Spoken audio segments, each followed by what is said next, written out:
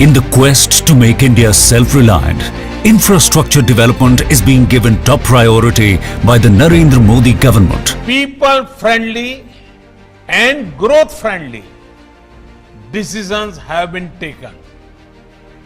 The call for Atmanirbhar Bharat, self-reliant India, will ensure economic strength and prosperity for every Indian.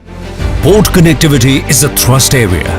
The aim is to connect the ports to domestic production consumption centers by integrating with road and rail infrastructure.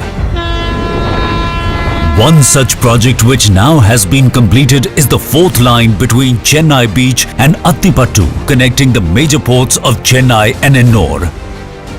This 22.1 kilometer line running from Chennai Beach to Attipattu forms part of the Golden Quadrilateral built at a cost of 293.40 crore rupees.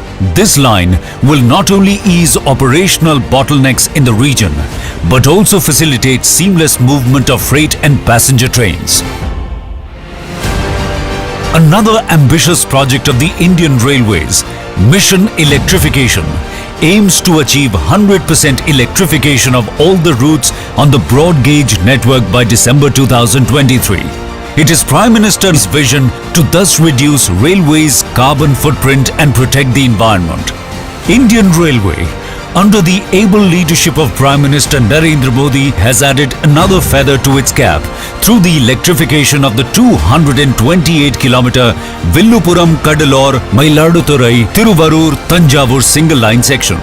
This vital project, completed at a cost of 423 crore rupees, will facilitate operation of all freight and passenger trains on energy-efficient and environment-friendly electric traction. This will lead to tremendous savings in terms of diesel costs, and the use of regenerative braking will result in lower electricity bills. Electrification of the section will lead to free flow of traffic without the need for change of traction between Chennai Egmore to Kanyakumari, and will cut down transit time by 30 minutes.